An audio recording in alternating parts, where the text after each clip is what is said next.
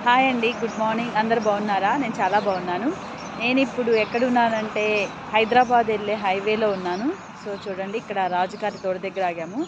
అంటే ఖమ్మం ఇంటికెళ్ళి వస్తూ ఇక్కడ ఆగామన్నమాట. ఈరోజు వెదర్ అయితే చాలా చాలా బాగుంది. అస్సలు ఎండ లేదు. మార్నింగ్ స్టార్ట్ అవుతూనే వర్షం పడింది. చల్లగా గుడ్ సైన్ లాగా అనిపించింది. హ్యాపీగా ఉందండి.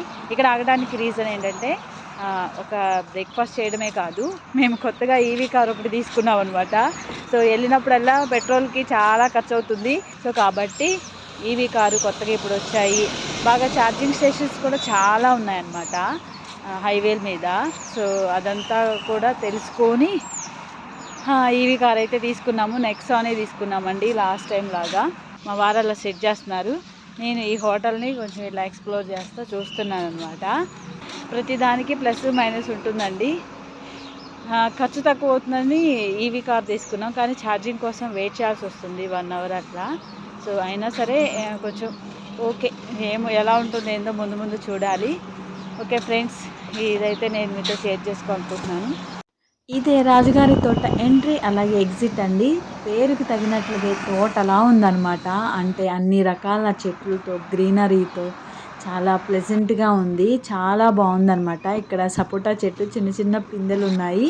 మా వారు ఛార్జింగ్ పెట్టే పనిలో ఉంటే నేను ఈ హోటల్ బయట వైపు అంతా కూడా ఇలా ఎక్స్‌ప్లోర్ చేస్తూ వీడియో తీస్తున్నాను.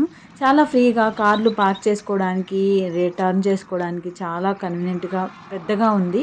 అలాగే ఇక్కడ దానిమ్మ మొక్కలకి కాయలు కాసాయి. అలాగే ఇక్కడ వాక్కాయలు ఉన్నాయి. ఇవి ఎంతమందికి మీకు తెలుసో నాకు కామెంట్ చేయండి. ఇవి చెర్రీస్ లాగా మనం వాడుతుంటాము. అలాగే మామిడి చెట్లు కూడా ఉన్నాయి. చాలా బాగుంది.